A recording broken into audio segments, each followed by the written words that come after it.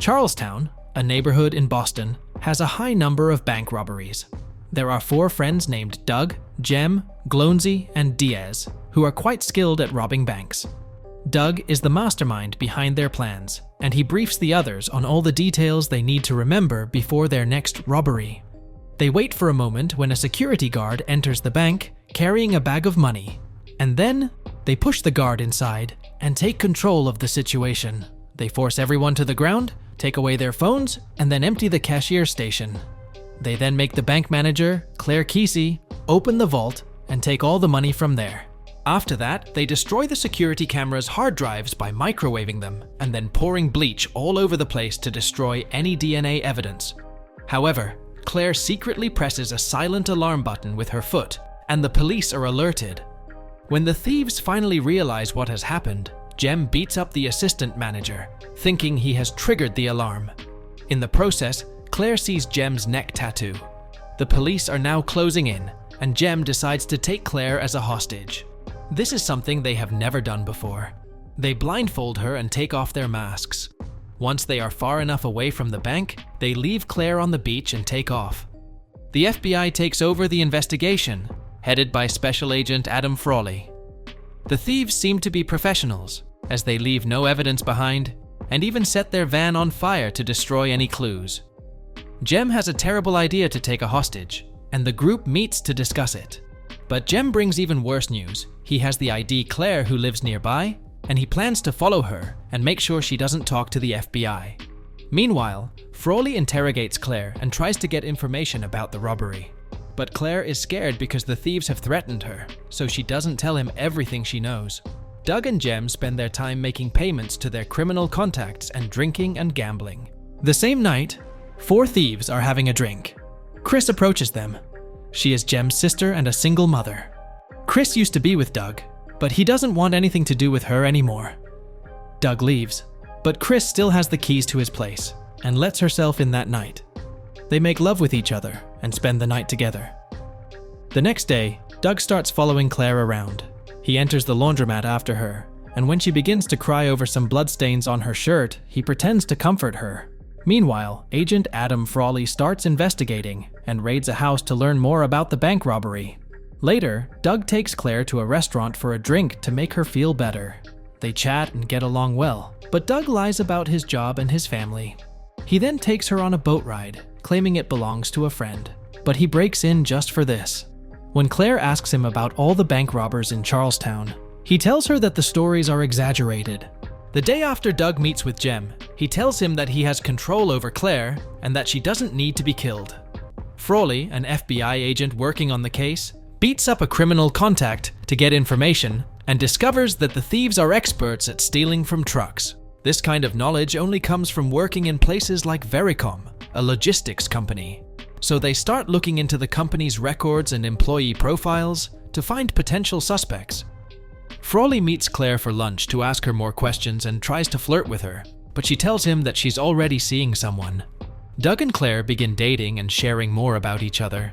Claire tells Doug that she's working with the FBI, and Doug pretends to be curious about the case. They also visit the assistant manager from the bank robbery, who is now in the hospital. During one of their dates, Claire tells Doug that some gang members throw bottles at her car on her way to work. So Doug and Jem go and intimidate the gang members.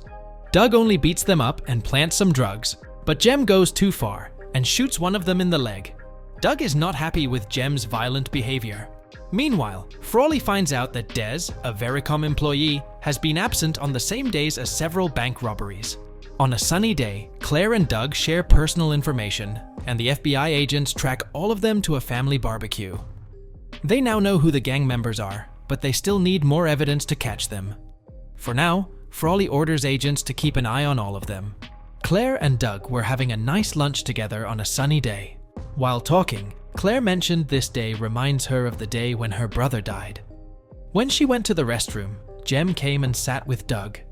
Doug is scared that Jem will discover his secret, so he tries to make him leave, but fails. Claire came back, and Jem played along and chatted a bit before leaving.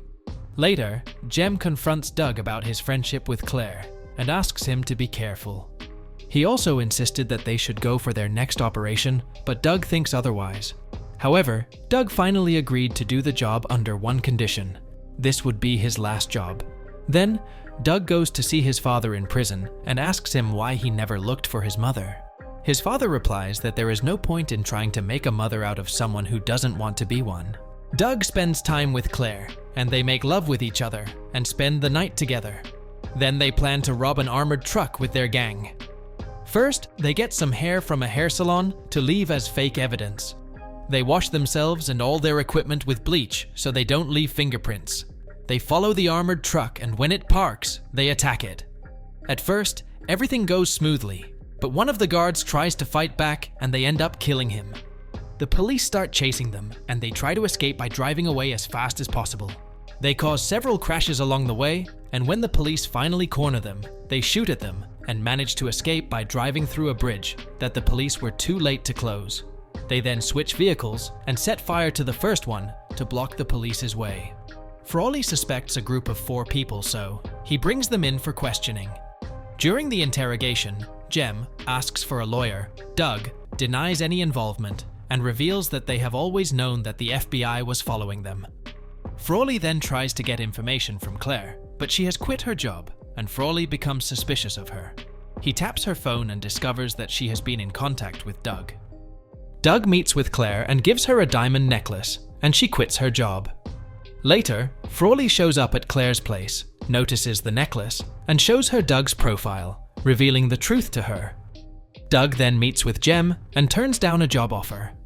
Jem is angry and accuses Doug of abandoning Chris and her baby, but Doug reminds him that nobody knows who the father is. Doug then meets with Fergie and tells him he doesn't want to work for him anymore, but Fergie threatens to harm Claire if Doug doesn't accept the job. Doug rushes to Claire's place to check on her, but she kicks him out. He then sees one of Fergie's thugs hang a funeral wreath on her door and destroys it. Doug finally accepts the job, but asks Fergie to promise not to harm Claire. He also meets Claire again and promises her that he will never hurt her and asks her to wait for him before leaving. A group of friends gather to hear Fergie's plan to rob Fenway Park, where they know the safe will be full just after the big game. As they discuss the details, Frawley approaches Chris at a bar and tries to convince her to turn against the group. He suggests that she might be in trouble for her involvement with Doug and points out that her love interest, Doug, has never given her a diamond necklace. Meanwhile, Doug and Jem talk about Jem's past in jail, and Doug suggests that he can start a new life after this job. Chris gives Frawley a fake tip, so when they attempt the robbery, Frawley and his team follow the wrong truck. Chris visits Doug and asks him to take her with him so they can start a new life together, but he tells her he is leaving with someone else and kicks her out. In the next scene, Frawley finds Chris in the hospital after she gets into an accident while driving under the influence.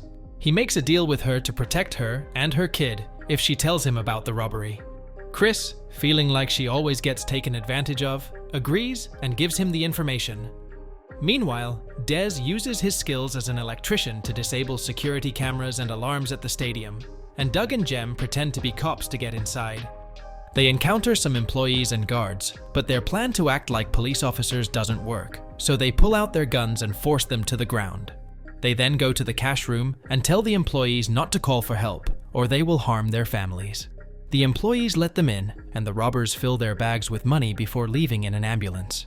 The FBI surrounds the stadium, but Jem starts shooting at them, and a fight breaks out between the thieves and agents. Gloansy gets shot, but he's wearing a bulletproof vest.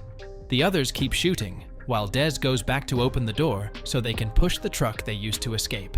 The FBI throws stun grenades to disorient them, and sends agents inside to apprehend them. Unfortunately, Des gets shot while trying to stand up.